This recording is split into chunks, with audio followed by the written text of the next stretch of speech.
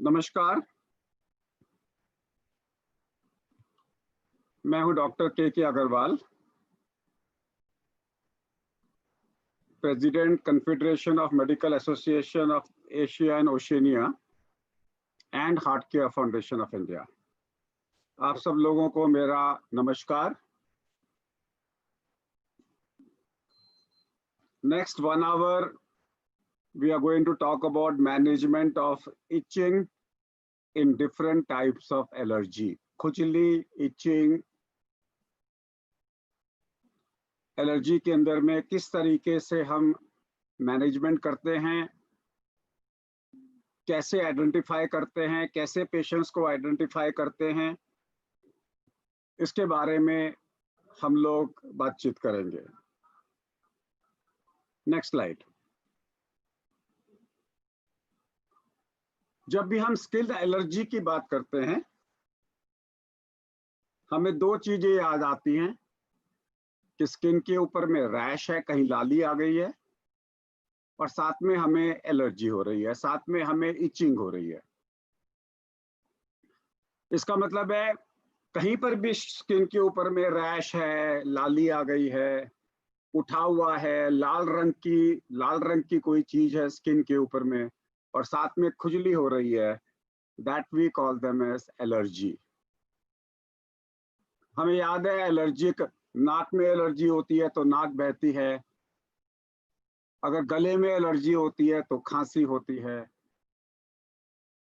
Asthma होता है, nasal asthma बोलते हैं, ब्रोंकियल अस्थमा बोलते हैं। उसी प्रकार से स्किन की भी एलर्जी होती है। ज्यादातर टाइम पे हम इसे एक्जिमा बोलते हैं या अर्टिकेरिया बोलते हैं या कॉन्टैक्ट डर्मेटाइटिस बोलते हैं।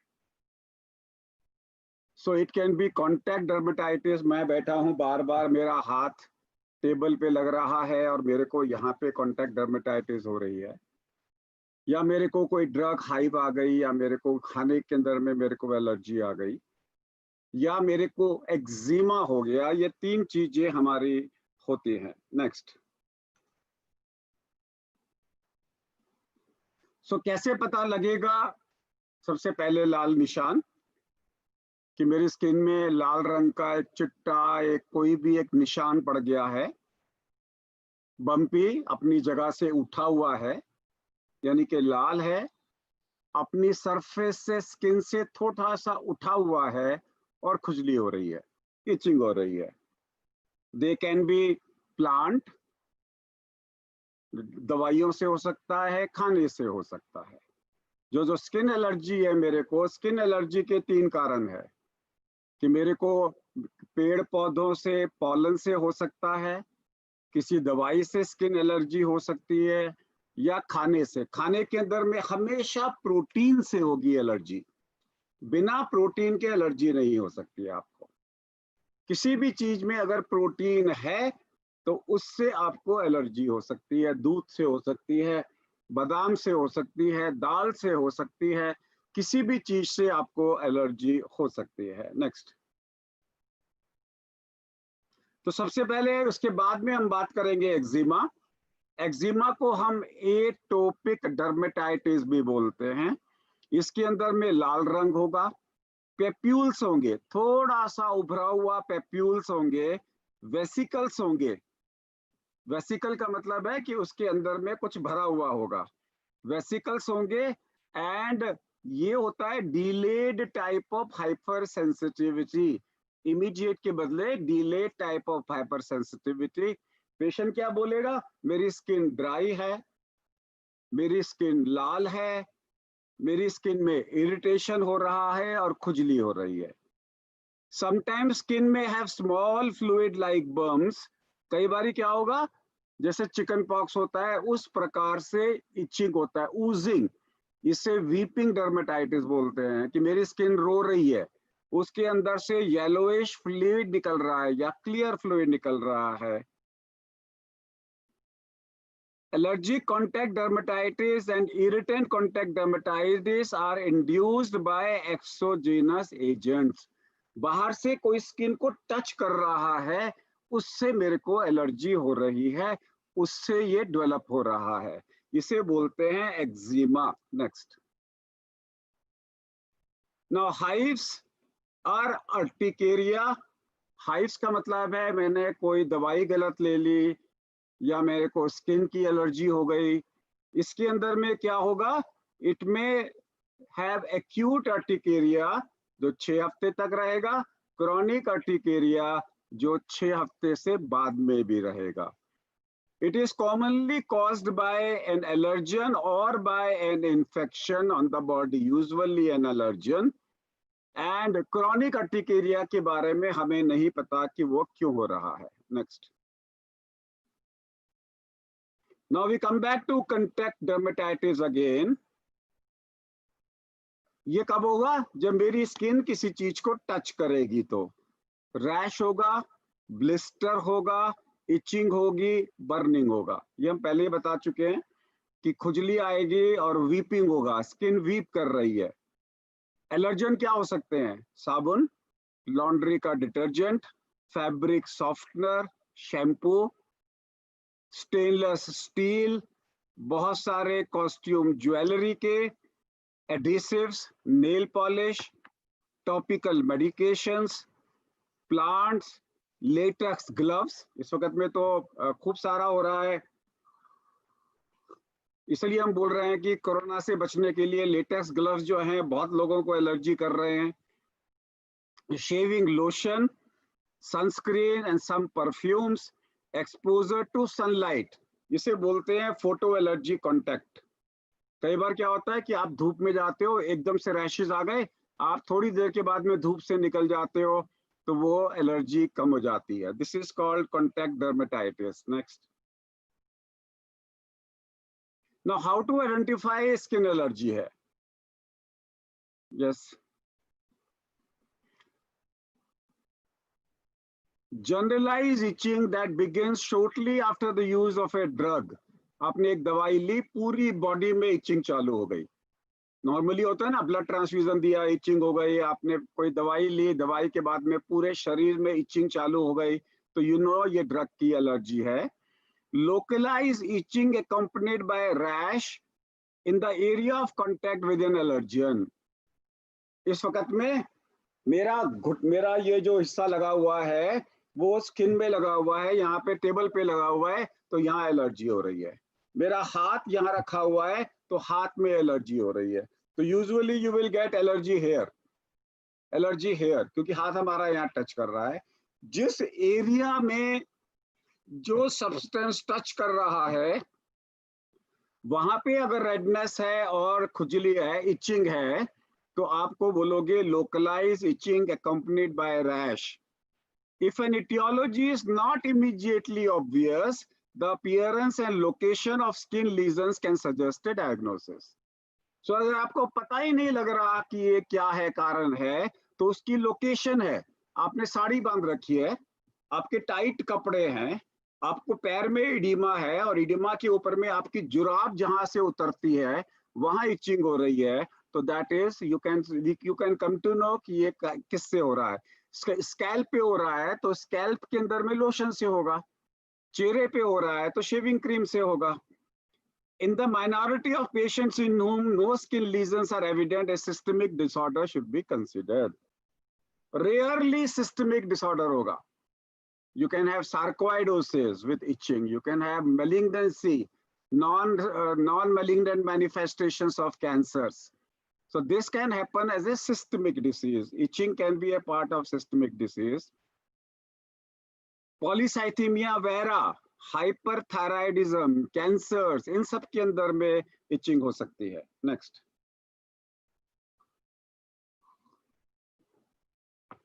Now let's say ये 3 typical appearances हैं, atopic dermatitis, contact dermatitis, urticaria। हम बड़े सिंपल 3 तरीकों को लेके चल रहे हैं।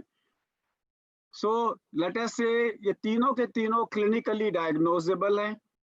atopic dermatitis, लाल रंग, possible लाइसेनिफिकेशन, थोड़ा सा हार्डनिंग हो रहा है, केराटोसिस, पिलियरिस, जीरोसिस, ड्राइनेस है एंड हाइपरलीनियर पाम्स हैं। यूजुअली ये फैमिली हिस्ट्री आपको मिलेगी एटोपिक डर्मेटाइटिस में। कॉन्टैक्ट डर्मेटाइटिस में आपको हमेशा पता लगेगा जहां कॉन्टैक्ट है वहां पर हो रहा है, और अर्टिकेरिया जो है वो क्लासिकल जो है, they are circumscribed raised erythematous patches. Next, now comes is itching. अगर मेरे को इचिंग हो रही है, उसके कारण होंगे, उसको मुझे इवैल्यूएट करना है और मुझे उसको ट्रीट करना है। A patient will ignore any skin lesion, but he cannot ignore itching. Itching is troublesome. वो immediate relief चाहता है, उसके लिए itching is an emergency. उसको कहता है डॉक्टर साहब मेरी itching खत्म करो, स्किन को देखते रहो, आराम से ठीक हो जाएगा। नेक्स्ट,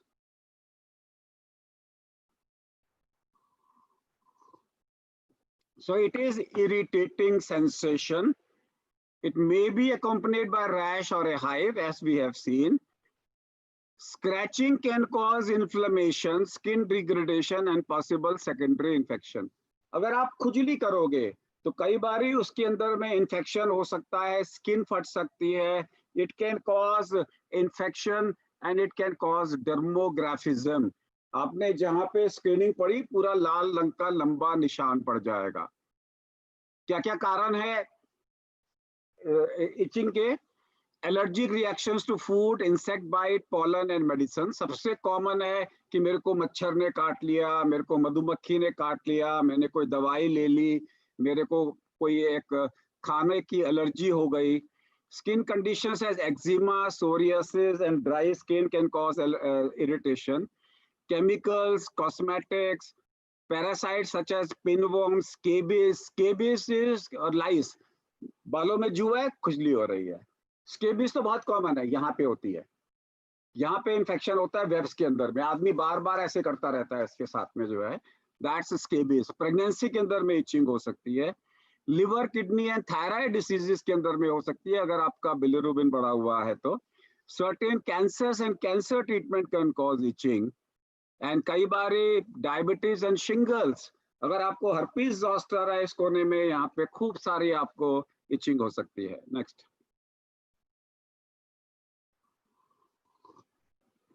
तो इसलिए हम 4 तरीके से इचिंग को डिसाइड करते हैं। That is pruriceptive itch due to allergic reaction, inflammation, dryness and skin damage. Skin बिल्कुल ड्राई हो रही है और आपको खूब ज्यादा इचिंग हो रही है। Neuropathic itching which is in the nervous system. Neurogenic itching which is liver and kidney disease, and psychogenic which is due to norepinephrine and serotonin. कई सारे केमिकल्स होते हैं जो इचिंग प्रोड्यूस करते हैं, उसे साइकोजेनिक इचिंग बोलते हैं। नेक्स्ट,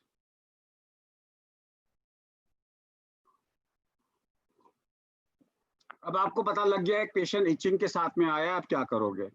सबसे पहले आप पूछोगे ये नाम क्या है आपका, क्या करते हो, आपका प्रोफेशन क्या है, कैसे बैठते हो, किस एरिया के अंदर में है, कोई दवाई तो नहीं ली, कोई आपने खाना तो नहीं खाया, ऐसा ऐसा कोई चीज नहीं है जो आइटम पहली बार खाया हो आपको, कौन सी दवाई है जो आपने ली है, आपके घर में किसी को एलर्जी है क्या, आपके घर में किसी को अस्थमा है क्या, आपके घर में किसी को नेजल एलर्जी है क्या। और फिर हम पूछेंगे उसको पहले कभी कब से हुआ था, बचपन में तो नहीं हुआ था। कई बार एटोपिक एलर्जी आपको बहुत पहले से मिल के आती है। फिर आप उसको एग्जामिन करोगे, जॉन्डिस तो नहीं है। अगर उसकी आंखों में पीलियापन है तो जॉन्डिस के कारण से उसको पता लगा है। वेट लॉस तो नहीं हो रहा, वेट गेन तो नहीं हो रहा है, थायराइड तो नहीं है, थायरोटॉक्सिकोसिस तो नहीं है, फटीग तो नहीं हो रही है उसको। क्लोज एग्जामिनेशन में हम स्किन को एग्जामिनेशन करेंगे, we will take a lens and examine कि लाल है, खजली हो रही है कि नहीं हो रही है, डर्मो उसके अंदर में निशान लगाया तो निशान पड़ रहा है कि नहीं पड़ रहा है, ऊजिंग है कि नहीं है, ड्राइनेस है कि नहीं है, ब्लिस्टर्स है कि नहीं है। उसके बाद में हम लोग swelling, warmth, yellow and honey coloured crusting देखेंगे। Next,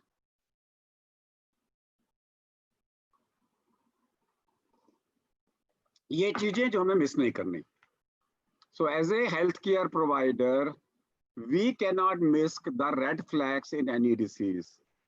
Constitutional symptoms, weight loss. अगर पेशेंट कह रहा है मेरा वजन कम हो रहा है, don't ignore. Fatigue, I am getting tired. अब इचिंग से टायर्डनेस का तो नहीं होगा, you can be tired of itching but you can't be feeling tired.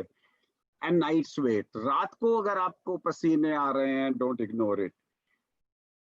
If you are feeling weakness in one of the arms, if you are feeling numbness or tingling, हाथ में मूंगे आ रहे हैं, abdominal pain, jaundice, urinary frequency, बहुत ज्यादा प्यास लग रही है, बहुत ज्यादा वजन लॉस हो रहा है, somewhere we are dealing with a systemic disease and don't ignore it. Next.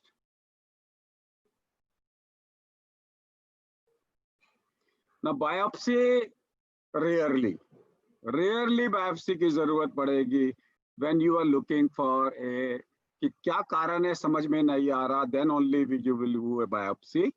कई बार स्किन टेस्टिंग करते हैं, स्क्रैच टेस्ट एंटीजन का, ये देखने के लिए कि क्यों हो रहा है.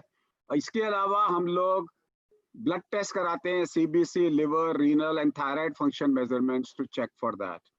Appropriate evaluation for underlying cancer, अगर कैंसर सस्पेक्टेड है तो, अदरवाइज नहीं. Next.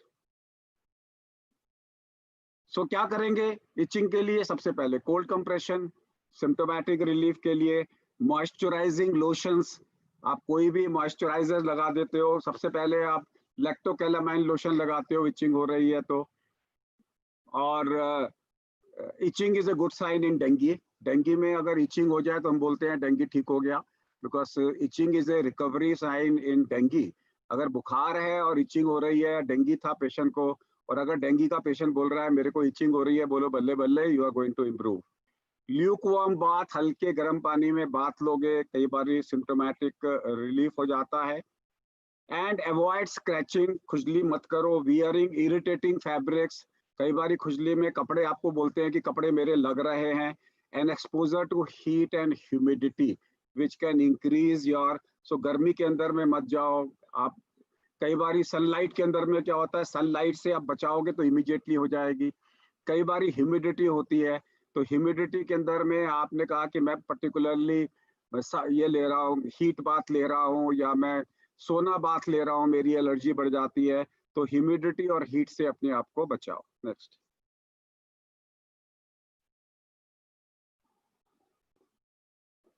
Now let's come back to treatment, which is important.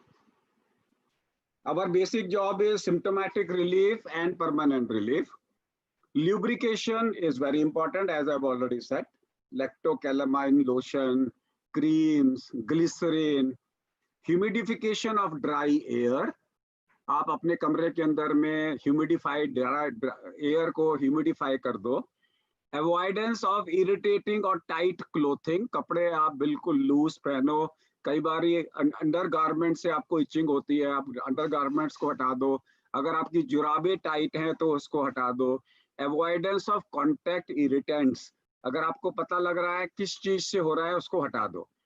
Then comes is topical drugs, skin में क्या लगाएं? लोशंस और creams that contain camphor, menthol, pramoxine, capsaicin और corticosteroid. Corticosteroids last है, बट कैप्सिकिन इज काली मिर्च. काली मिर्च से बने हुए ऑइंटमेंट्स आप लगा सकते हो and it can help. Systemic drugs, antihistamines. Antihistamines we are talking about anti allergic. आज हम हाइड्रोक्सीजिन के बारे में बात करेंगे. बहुत सारी दवाइयां हैं, बट आज क्योंकि ज्यादातर दवाइयों के बारे में आपको पता होता है एलर्जी की, तो आज हम स्पेसिफिकली हाइड्रोक्सीजिन के बारे में बात करेंगे. And then physical agents that may be effective for itching include ultraviolet phototherapy. ये फोटोथेरेपी जो सोराइसिस में करते हैं वो यहाँ पर भी कर सकते हैं. नेक्स्ट.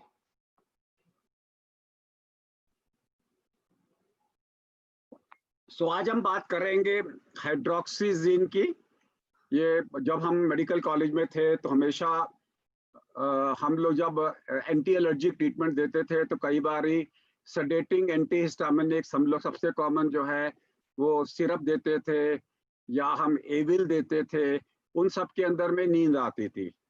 एंड देन केम्स की भाई H1 ब्लॉकर ही देना है. अब H1 है, H2 है. H2 ब्लॉकर तो पेट के लिए दिया जाता है, रेनिटिडिन, सिमेटिडिन, फेमोटिडिन, और ये H1 ब्लॉकर हैं, हिस्टामिन के ब्लॉकर्स हैं. तो आइए इनके बारे में बात करते हैं कि इचिंग में इसका रोल क्या है. Next. It is used in adults and children to relieve itching caused by allergic skin reactions. Urticaria है, स्किन रिएक्शन है, डर्मेटाइटिस है, कहीं पर भी अगर आपको इचिंग हो रही है, hydroxyzine is one such treatment. It can block histamine which causes allergic symptoms. अब हमारे को तीन चीजें मालूम होनी चाहिए कि इम्यूनिटी के अंदर में तीन टाइप की बीमारियां होती हैं, type 1, type 2 and type 3. Type 1 is allergy, IgE बढ़ता है इसमें. टाइप 2 इज सेलुलर इम्यूनिटी, जैसे टीबी है, लेप्रेसी है, गुड पास्चर सिंड्रोम है, वो सेलुलर इम्यूनिटी है. And third is called antigen antibody reaction, जिसे हम Arthus reaction and serum sickness बोलते हैं. आर्थस रिएक्शन का मतलब है कि अभी मेरे को एलर्जी हुई, जैसे स्नेक पॉइजनिंग हुई मेरे को, वो आर्थस रिएक्शन है. 7 घंटे से लेके 7 घंटे तक मेरी एलर्जी रह सकती है. और या फिर सीरम सिकनेस है, जिसका मतलब है रूमेटॉइड आर्थराइटिस, स्क्लेरोडर्मा, सिस्टमिक ल्यूपर एरिथ्रोमेटोसिस. ये सारी की सारी एंटीजन एंटीबॉडी रिएक्शंस हैं. लेकिन हम बात कर रहे हैं टाइप 1 हाइपर सेंसिटिविटी की, जहां पे हिस्टामिन प्रोड्यूस होता है. पेनिसिलिन दिया, हिस्टामिन प्रोड्यूस हो गया. Anaphylaxis is also a part of type 1 hypersensitivity. This can be immediate और डिलेड और both.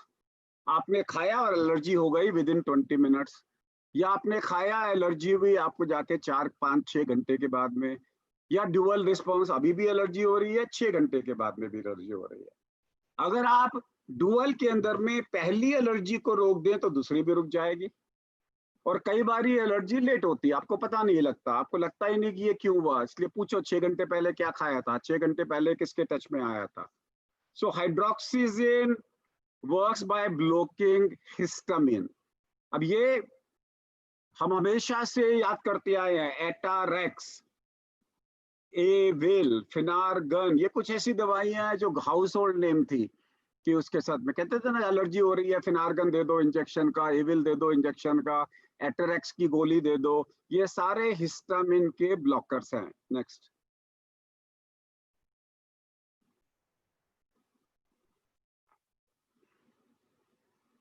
It improves quality of life. Obviously itching बंद हो जाएगी तो इससे बड़ा तो आराम ही नहीं मिलेगा आदमी को. आदमी तो यही कहता है कि मुझे कुछ मत दे, मेरी इचिंग खत्म कर दे. In various double-blind placebo-controlled trials, hydroxyzine was used in 682 patients with chronic idiopathic urticaria, showing excellent benefits superior to placebo. A single double-blind placebo-controlled study of 188 patients showed both cetirizine and hydroxyzine produced significant and equivalent pruritus reduction compared to placebo. कई बार क्या होता है कि normally लोग cetirizine देते हैं 10 milligram की, बढ़ानी पड़ती है, कई बार 2 बार भी देनी पड़ती है, कई बार फेक्सोफेनाडिन भी देनी पड़ती है. लेकिन ज्यादातर देखा गया है कि इन लोगों को अगर आप एटरेक्स या हाइड्रोक्सीजिन डाल दो वो ठीक हो गए. तो देयर आर पेशेंट जहाँ पे अकेले सेट्रिजिन से काम नहीं चलेगा या सेट्रिजिन से काम नहीं चलेगा, वहाँ पे हाइड्रोक्सीजिन काम करती है. In a study, hydroxyzine treated patients a 80% control rate. It is effective treatment for chronic pruritus after better efficacy than pruritus. और ये तो सबसे भयानक चीज है, प्रूराइटिस. एनल रीजन में अगर आपको, एक तो जनरलाइज प्रूराइटिस है, लेकिन अगर एनल रीजन में प्रूराइटिस हो रही है, आपकी लाइफ चली गई. आपको तो इमीडिएटली ठीक होना है, किसी भी हालत में आपने उसको ठीक करना है प्रूराइटिस को. Therefore, Atarax or hydroxyzine is one such answer. Next. Sedating antihistaminics may be more useful for their soporific effect and hence reducing scratching at bedtime and generate less eczema. Yes, ये anecdotal recommendation है. कई बार आप ऐसी दवाई देते हो जिससे नींद भी आ जाए. यू प्रेफर नींद वाली एंटीहिस्टामिनिक्स. एक होती है नॉन सेडेटिंग, एक होती है सेडेटिंग. नॉन सेडेटिंग का मतलब है आपने गाड़ी चलानी है, आपने अगले दिन सवेरे मोटर चलानी है, आपने फैक्ट्री में जाना है, वहां नॉन सेडेटिंग चाहिए। बट कई बारी तो आपको नींद चाहिए ना, कि 3 दिन से खुजली कर करके मेरे को नींद नहीं आ रही, वहां आपको सेडेटिंग एंटीहिस्टामिनिक्स चाहिए। Next, now let's talk about European guideline on chronic pruritus in cooperation with European Dermatology Forum and European Academy of Dermatology and Venereology. Antihistamines are the most widely used systemic antipruritic drugs in dermatology. सबसे ज्यादा use होते हैं antihistamines. Hydroxyzine is the most commonly used antihistamine of first generation, showing sedative, anxiolytic, and antipruritic activities. H1 blocker में जो first generation की anti etching दवाइयां हैं, सबसे ज्यादा यूजफुल हाइड्रोक्सीजिन है, नींद भी लाती है एंड एंजियोलिटिक भी है, ये एंजाइटी भी कम करती है और साथ में इचिंग भी हटाती है। 75 to 100 मिलीग्राम एडल्ट्स में दे सकते हैं और बच्चों में 1 to 2.5 मिलीग्राम पर केजी पर डे के हिसाब से देते हैं। 25 मिलीग्राम की और आगे की स्ट्रेंथ के अंदर में ये गोलियां अवेलेबल है। It is more effective in reducing histamine induced pruritus than others. तो जब भी आपने histamine type 1, histamine is type 1 immediate sensitivity, it is the drug of choice for majority of physicians trying to control chronic pruritus, लेकिन elderly में हम नहीं देंगे because it is sedative. जो गाड़ी चला रहे हैं उनको नहीं देंगे, जो दिन भर के अंदर में आप ड्राइवर को देके बोलोगे कि तू गाड़ी चला, वो नहीं करने का। Next, British Association of Dermatologists guidelines for the investigation and management of generalized pruritus in adults without an underlying dermatosis 2018। आपको पता ही नहीं लग रहा किस कारण से इचिंग हो रही है। हाइड्रोक्सीजिन इन द शॉर्ट टर्म और पैलिएटिव सेटिंग में बी कंसिडर्ड। अगर एक आदमी कहता है खुजली हो रही है, कारण पता नहीं लग रहा, जब तक कारण पता नहीं लगता आप उसको हाइड्रोक्सीजिन चालू करो। In generalised pruritus of unknown origin, पता ही नहीं लग रहा कारण क्या है, it may be considered only in short term और पैलिएटिव सेटिंग। सिम्टोमेटिक रिलीफ के लिए दिए और इन्वेस्टिगेशन साथ में चालू रखिए। नेक्स्ट,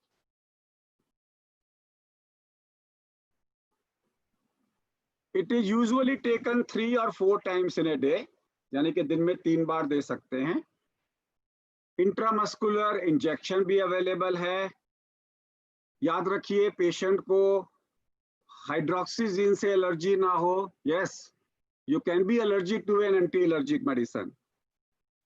जिसका क्यूटी इंटरवल प्रोलॉन्ग्ड है, याद रखिए क्यूटी इंटरवल सब लोगों को याद हो गया है कि hydroxy chloroquine in patients with corona जिसका क्यूटी प्रोलॉन्ग्ड है उसे नहीं देते, इसको भी नहीं देते, यानी कि इसको भी हम हाइड्रोक्सी क्लोरोक्विन के साथ में नहीं दे सकते। प्रेगनेंसी में नहीं देना, ब्रेस्ट फीडिंग मदर्स में नहीं देना, एल्डरली में नहीं देना, ड्राइविंग जो लोग ड्राइवर्स हैं उनको नहीं देना, जो दिन में मशीन ऑपरेट कर रहे हैं उनको नहीं देना।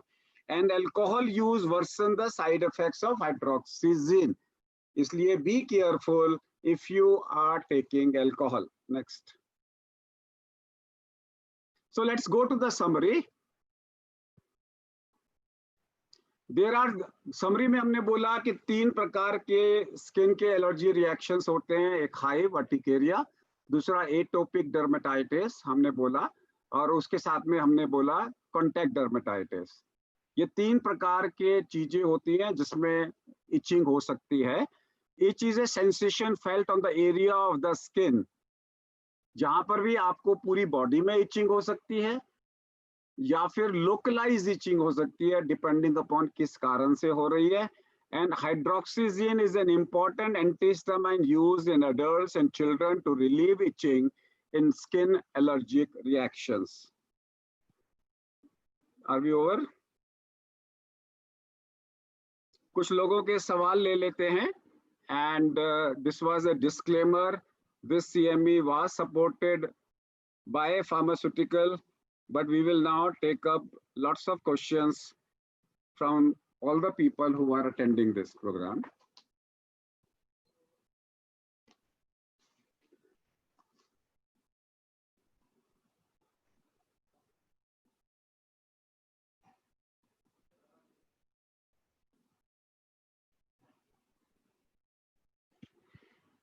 गुड इवनिंग डॉक्टर, ये है doctor Gaurav Parida.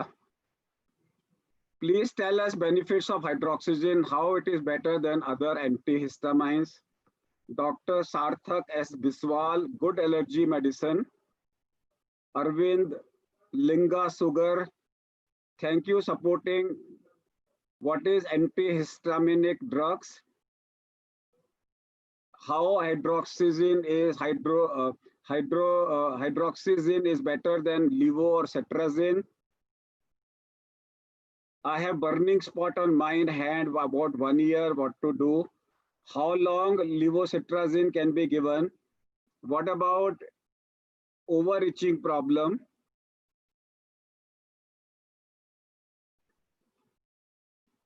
Skin allergy, better medicine, no side effects.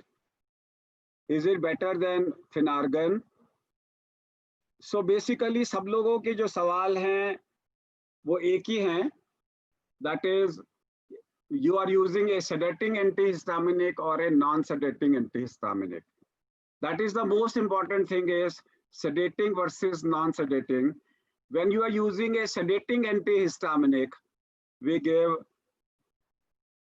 cetirizine, that is sedating के अंदर में हम लोग हाइड्रोक्सीजिन देते हैं, but when you are giving a non-sedating बिना नींद की दवाई, then we prefer cetirizine. Perioperative क्या दे सकते हैं हम लोग, क्या इसको ऑपरेशन के साथ में दे सकते हैं? यस, 50 to 100 मिलीग्राम और 25 to 100 मिलीग्राम हम इसको दे सकते हैं इंट्रामस्कुलर। अगर मेरे पेशेंट को किडनी की बीमारी है तो क्या मेरे को डोज बदलनी होगी? अगर GFR मोर देन 50 है तो फिर कोई डोज एडजस्टमेंट नहीं है। How do we calculate GFR? And GFR is calculated 140 minus age into weight in kg divided by 72 into serum creatinine in male and 85% of it in females. If the GMR is less than 50, reduce the dose by 50%. अगर liver की बीमारी है तो कोई dose adjustment की जरूरत नहीं है। क्या हम इसको उल्टी के लिए भी दे सकते हैं? यस, ये मोशन सिकनेस के अंदर में भी दी जाती है, फॉर मोशन सिकनेस। बच्चों में, एडल्ट्स में भी ये मोशन सिकनेस के लिए भी दी जाती है। क्या इसको एंजाइटी में भी दिया जा सकता है? Yes, this is also a anti anxiety drug.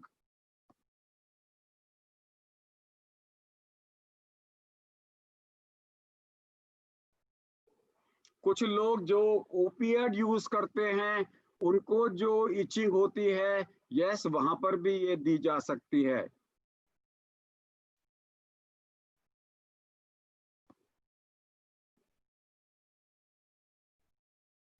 और कोई सवाल मैं कंप्यूटर में से निकाल रहा हूं। क्या किसी को सेट्रिजिन से रिएक्शन है तो क्या मैं ये दे सकता हूं? The answer is no. No, अगर किसी को सेट्रिजिन से या लिवोसेट्राजिन से रिएक्शन हो रही है तो फिर ये दवाई भी नहीं देनी।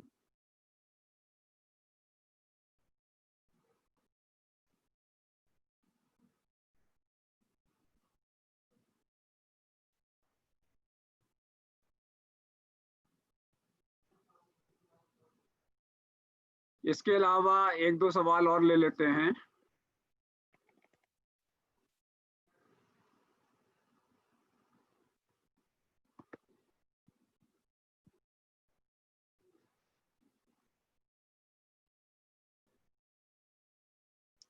As a sedating, how effective this medicine is to cause sedation in anxiety? It is more sedating than benzodiazepines and buspirone. Therefore, it can be used as a treatment of insomnia. अगर आप इसको allergy के अलावा insomnia के लिए भी use करना चाहो तो ये बस्पिरोन और बेंजोडाइजेपिन से भी स्ट्रॉन्गर एंटीहिस्टामिनिक है।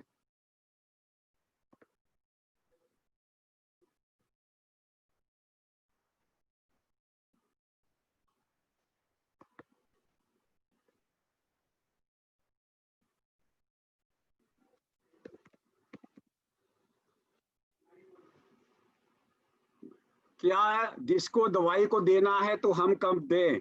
Always prefer to give it at a bed time. दिन में 3 बार दे रहे हैं, बट एक बेड टाइम को जरूर दो। अगर आपने इसको स्टार्ट करना है on a chronic spontaneous urticaria, then you can start 10 to 25 milligram as a single dose before bed, और उसके बाद में आप इसकी डोज को बढ़ा सकते हैं। सो नॉर्मली हम लोग क्या करेंगे, 25 मिलीग्राम बेड टाइम पे चालू करेंगे, फिर धीरे धीरे धीरे डोज को बढ़ाएंगे। And total dose is 100 milligram divided into 3 to 4 doses in 24 hours period। यानी कि to start with you start with Atrax 25 milligram at bedtime। 3-4 दिन के बाद में you can make it twice a day, then thrice a day।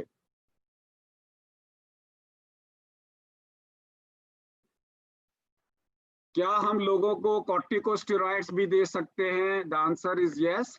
अगर patient को pruritus बिल्कुल ठीक नहीं हो रही, देन हम लोग उसको कॉर्टिकोस्टेरॉइड भी ओरल देने पड़ते हैं। क्या हम इसको सेट्रिजिन के साथ में कंबाइन कर सकते हैं? The answer is yes. कई बार सेट्रिजिन से कंट्रोल नहीं हो रहा, कई बार क्रॉनिक अर्टिकेरिया होता है जिसमें पेशेंट को बिल्कुल भी कंट्रोल नहीं हो रहा। उस सिचुएशन के अंदर में हम 2 या 3 एंटीहिस्टामाइंस को कंबाइन भी करते हैं। ये मैंने I know.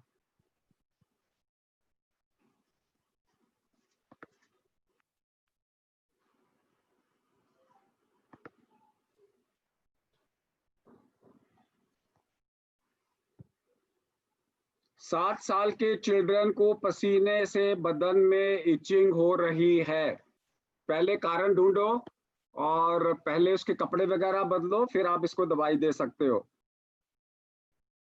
What about over itching problem, that is resistant itching. वहां मैंने बोला है कई बार आपको दवाइयां भी देनी पड़ती है। कोविड-19 में इचिंग कैन कम, यस, कोविड-19 में भी इचिंग आ सकती है स्किन रैश के साथ में, बहुत देख रहे हैं, वहां पर भी आप दे सकते हो। क्वेश्चन यही है, सेडेटिंग देना है कि नॉन सेडेटिंग देना है।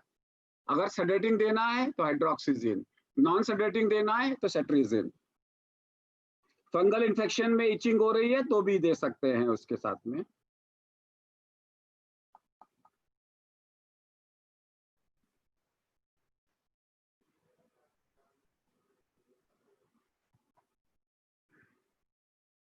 कैसे पता लगे कि ये कोरोना है कि नॉर्मल खांसी है? ये बड़ा सिंपल आंसर है इसके साथ में। एक मिनट, हाइड्रोक्सीजन,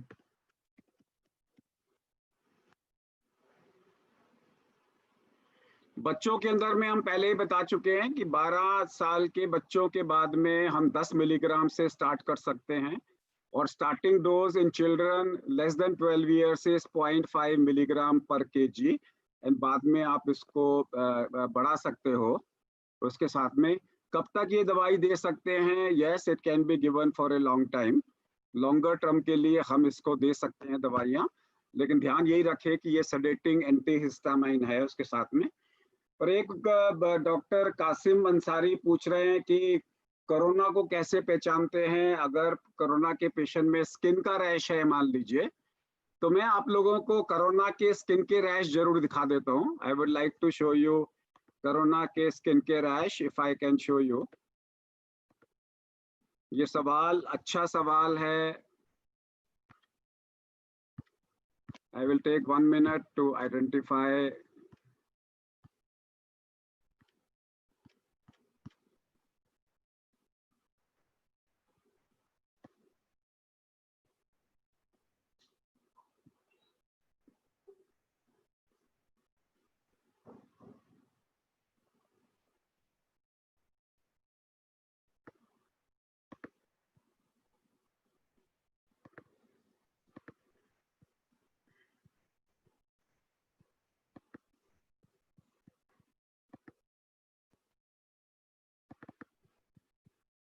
सो आप देख सकते हैं इसके अंदर में ये जो स्वेलिंग है राइट साइड में आंख के अंदर में, आंख के नीचे, ये कोरोना है। आप देख सकते हैं इसको चिन में स्वेलिंग है, ये कोरोना है। आप देख सकते हैं इसकी जीभ के अंदर में रैश आ रहा है, ये कोरोना है। आप देख सकते हैं पैरों में फंगल इन्फेक्शन हो रहा है, कोरोना का पेशेंट है। बायलेटरल आई स्वेलिंग है, कोरोना है। ये देखिए स्किन में ऐसे लग रहा है पसीने वाला रैश आ रहा है, इचिंग हो रही है, ये कोरोना है। आप देखते हैं छोटे छोटे छोटे ब्लिस्टर्स आ रहे हैं, ये कोरोना है। ये चिकन पॉक्स टाइप का ब्लिस्टर आ रहा है, ये कोरोना है। हाथ के अंदर में छोटे छोटे दाने आ रहे हैं, ये कोरोना है। फिर ये देख सकते हैं, इसको हम बोलते हैं इचिंग। इचिंग के कारण से इसने निशान पड़ गए, जहां इसने इचिंग करी वहां डर्मोग्राफिज्म हो गया, वहां निशान पड़ गए। दिस इज क्लासिकल कोरोना, कि आपने इचिंग करी इतनी सारी कि आपके पूरे हाथ में निशान पड़ गए। ये देखिए पूरी गर्दन लाल हो गई, ये कोरोना है। ये कोरोना का निशान हो सकता है काले रंग का, ये कोरोना हो सकता है। ये कोरोना में छोटे छोटे निशान आ सकते हैं, ये कोरोना में निशान आ सकता है। ये लाल लाल रंग का निशान आ रहा है। ये देखिए हाथ के अंदर में थोड़ा सा लाली आ रही है। ये हाथ के अंदर में छोटे छोटे छोटे काले काले स्पॉट्स हो रहे हैं। ये चेहरे के अंदर में निशान आ रहे हैं। ये हाथ में चेहरे में निशान आ रहे हैं। ये पैर के अंदर में निशान पड़ रहे हैं, जैसे कि स्क्रैचिंग करने से ये निशान बड़े हो रहे हैं। ये पैरों के अंदर काले रंग का स्पॉट आ रहा है। ये चेहरे पे स्पॉट का रंग आ रहा है। ये कान में हल्के से स्पॉट आ रहे हैं। ये देखिए 3 अलग अलग टाइप के स्पॉट्स आ रहे हैं। ये लेफ्ट आई के अंदर में कंजक्टिवाइटिस हो गई। ये स्किन के अंदर में रैशन आ गया, रैश आ गया। ये छोटा सा ब्लिस्टर आ गया। ये पैर के अंदर में लाली आ गई। ये देखिए ये अर्टिकेरिया है, क्लासिकल रेज्ड है, ये अर्टिकेरिया है। ये क्लासिकल हाइव है जो एलर्जी हो रही है। ये हाथ में सूजन आ गई। ये देखिए उसको बिल्कुल ये लाल हो गया, लाल लाल काले निशान हो गए। ये दोनों आंखों में, लेफ्ट आई के अंदर में हमेशा लेफ्ट आई इन्वॉल्व होगी कोरोना में। ये देखिए ये क्लासिकल हर्पीज है, ये हर्पीज ज़ोस्टर का निशान है, ये भी कोरोना में आ सकता है। ये जो है छाती के अंदर में लाल रंग हो गया, ये अगेन लेफ्ट आई इन्वॉल्वमेंट हो गई। ये पैर के अंदर, हाथ के अंदर में निशान आ गए। ये स्किन के अंदर में निशान आ गया। ये हाथ के अंदर में छोटे छोटे स्पॉट आ गए। ये पैर के पीछे स्पॉट्स आ गए। ये पीठ के पीछे छोटे छोटे स्पॉट्स आ गए। ये भी स्किन के अंदर में रैश है। ये हाथ के अंदर में रैश है। ये पूरे चेहरे के अंदर में पूरी जीभ खराब हो गई हर्पीस से, ये भी कोरोना है। ये भी कोरोना है। ये भी कोरोना है। इसको जो है स्किन के कारण से थ्रश डेवलप हो गया कोरोना के कारण से। ये देखिए क्लासिकल हर्पीस ज़ोस्टर कोरोना के कारण से। ये पेशेंट के हाथ में काले निशान आ गए। ये पेशेंट के घुटने में काले निशान हो गए।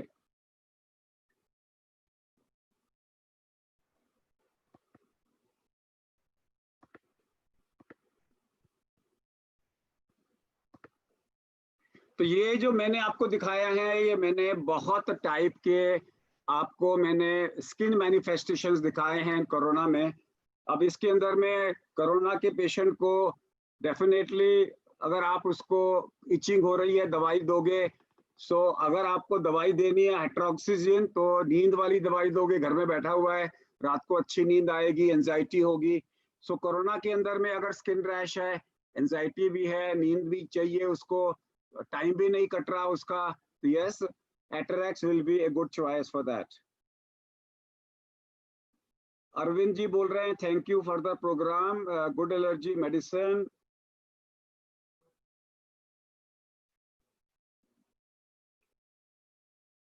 हर्पीज ज़ोस्टर को कैसे मैनेज करें? Antihistamine, along with that we give them acyclovir और वेनसाइक्लोवीर, उनको पूरा ट्रीटमेंट दिया जाता है। और हर्पीज ज़ोस्टर अगर इस टाइम पे हो रही है तो कोविड का टेस्ट जरूर करवा लें, क्योंकि herpes zoster can be precipitated bye Covid.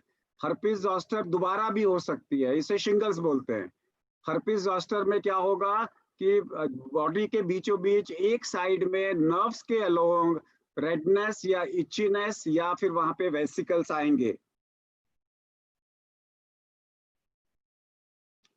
Taenia वर्सिकोलिस ये फंगल इन्फेक्शन है, इसके लिए हम अलग से दवाइयाँ देते हैं।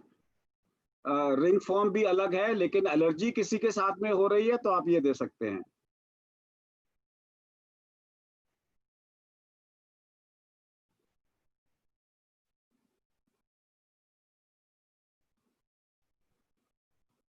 यस, रेडीमेड अंडरवियर आते हैं, उनसे हो सकता है। हमेशा लोकल कॉज देखो। आपको साइकिल चला रहे हो तो पीछे प्लूराइटिस हो सकती है, आपने ब्रा टाइट पहन रखी है तो female can say, sari tight पहन रखी है तो वहां पे लीजन आ सकते हैं उसके साथ में।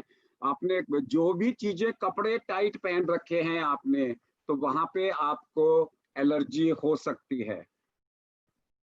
4-5 मिनट अभी मेरे पास हो रहे हैं। Let me see more questions if I can take.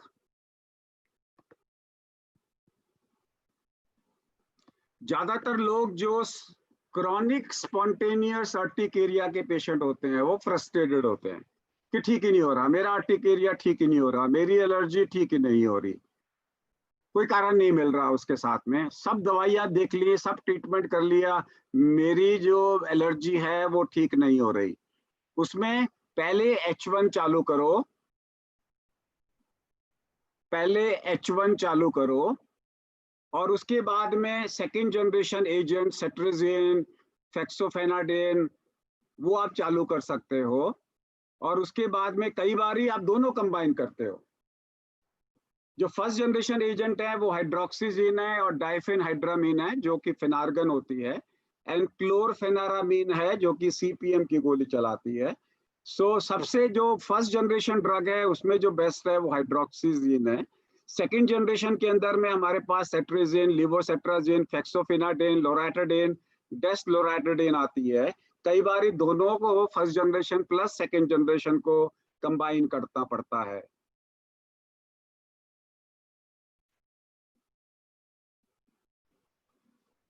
As up to one half of patient may not achieve complete control of treatment using standard dose of second generation H1 antihistamines alone. For these patients, a stepwise approach is needed or a combination is needed. I have large number of patients जिसको हमें combination में H1 first generation और second generation हमने दिया before we are giving them steroids. कई बारी H2 antagonist को भी ऐड करना पड़ता है, सिमेट्रिडिन, राइनेट्रिडिन को भी हम ऐड करते हैं। सो देयरफॉर अगर एक पेशेंट है जो ठीक नहीं हो रहा, स्टेरॉइड को डालने से पहले आप H2 डाल के देखो और हाइड्रोक्सीजिन भी डाल के देखो। पता लगा कि हमने स्टेरॉइड डाल दिया और हाइड्रोक्सीजिन डाल देते तो पेशेंट ठीक हो जाता। So therefore, systemic glucosteroid should be reserved for short-term control of refractory symptoms. What is refractory allergy? Patients whose symptoms persist despite step 3, who are intolerant of dose equivalent advancement of first generation are considered refractory. कहने का मतलब है refractory तब बोलेंगे जब हमने सब कुछ ट्राई कर लिया। अदरवाइज हम इसको, विटामिन डी का कोई रोल है? यस, बिल्कुल रोल है। एंड डाइटरी मैनिपुलेशंस को रोल है क्या? इसका कोई डेफिनेटिव रोल नहीं है हमारे पास में। कौन कौन सी, क्या मोंटेलुकास का भी कोई रोल है? यस, सम पीपल ट्राई मोंटेलुकास, तो उसके साथ में भी कई बारी जो ल्यूकोट्राइन मॉडिफायर्स होते हैं उसको भी कई बारी हम लोग ऐड करते हैं, बट सिस्टमिक ग्लूकोकॉर्टिकॉइड्स हम सबसे ज्यादा बाद में देते हैं। कई बारी हम लोग क्या करते हैं वो ध्यान रखिए, जो मैं बार बार बोल रहा हूं कि कई बारी जब आपको कंट्रोल नहीं हो रहा, then we administer first generation antihistamines as a single dose in the evening in combination with second generation antihistamine given in the morning. Cetirizine morning में और हाइड्रोक्सीजिन शाम में। ये बहुत स्टैंडर्ड ट्रीटमेंट है which I have followed, where it works better than each drug alone. इसलिए हम लोग क्या करते हैं, ज्यादातर लोग क्या करते हैं, सेट्रेजिन मॉर्निंग एंड इवनिंग, फिर आप क्या कर दो उसमें फेक्सोफेनाडिन ऐड कर दो। तो एक बार ये भी ट्राई कर लो, अगर आपने सेट्रेजिन मॉर्निंग में दिया और शाम को हाइड्रोक्सीजिन दे दो, दोनों first generation and second generation combination works. So remember, a combination of first generation and second generation works. So you can add a first generation hydroxyzine in the evening and you can combine cetirizine in the morning. इसके साथ में, and अगर आपको combination दे रहे हो तो हाइड्रोक्सीजिन हम 25 के बदले 50 मिलीग्राम चालू करेंगे। So what we do is we give hydroxyzine 50 milligram शाम को और 10 मिलीग्राम हम सेट्रेजिन सुबह दे सकते हैं। और कोई सवाल है तो हम ले लेते हैं।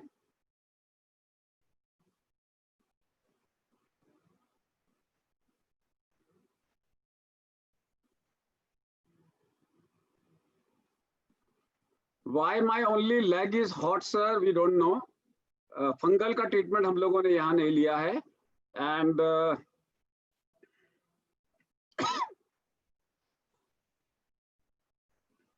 लेमन जूस से कोरोना पॉजिटिव पेशेंट्स को हाथ तो धो सकते हो, बट लेमन जूस से कोरोना ठीक हो जाएगा ये तो नहीं है। क्रॉनिक अर्टिकेरिया में वो कह रहे हैं फेक्सोफेनाडिन बेटर है या हाइड्रोक्सीजिन। आई से रात को हाइड्रोक्सीजिन, सवेरे फेक्सोफेनाडिन का कॉम्बिनेशन दो। दैट्स व्हाट आई से। अभी के लिए इतना ही। आप सब लोगों को मेरा नमस्कार। इस प्रोग्राम को आज हम समाप्त करेंगे। आप लोग, मेरा एक YouTube आता है youtube.com/drkk अग्रवाल। आप YouTube में जाके कोरोना रिलेटेड इस जो भी सब्जेक्ट आज हुआ है इसके भी मैं छोटे छोटे 1-1 मिनट के वीडियो बना के अपने YouTube में कल डाल दूंगा। और आप YouTube में जाएंगे, अगर आप गूगल में जाएं, डालिए DRKK अग्रवाल, और DRKK अग्रवाल के बाद में आप उसमें डालें आप इचिंग, और इचिंग के साथ में आप डालें हाइड्रोक्सीजिन। तो 1-1 मिनट के वीडियो कल परसों के अंदर में मैं सारे बना के डाल दूंगा। तो कभी भी आपने रिवाइज करना है तो मेरा ये वीडियो भी आपको अवेलेबल रहेगा मेडटॉक्स के ऊपर में, वहां जाके देख सकते हैं। बट मैं मेडटॉक्स के और अपने यूट्यूब के अंदर में भी ये सारे वीडियोस डाल दूंगा। अगर आपको कोरोना या कोविड से रिलेशन कोई भी इंफॉर्मेशन चाहिए तो आप सीधा गूगल में जाइए, डालिए कोविड-19, फिर डालिए DRKK अग्रवाल, अपना क्वेश्चन डाल दीजिए, आपको 1 मिनट का वीडियो वहां पे मिल जाएगा और उस वीडियो से आप कोरोना की पूरी जानकारी ले सकते हैं। दिन भर में मैं बहुत सारे शोज कर रहा हूँ यूट्यूब में, सिर्फ कोरोना का डर निकालने के लिए। और हाँ, आज के प्रोग्राम में कोरोना में भी अगर इचिंग हो रही है तो हाइड्रोक्सीजिन इज बेटर देन सेट्रेजिन। आदमी घर में है, अकेला है, उसे एंजाइटी भी है और नींद भी चाहिए। आप सब लोगों को मेरा प्रणाम। फिर कभी एक अगले सेशन के साथ में आपसे मुलाकात होगी। नमस्कार।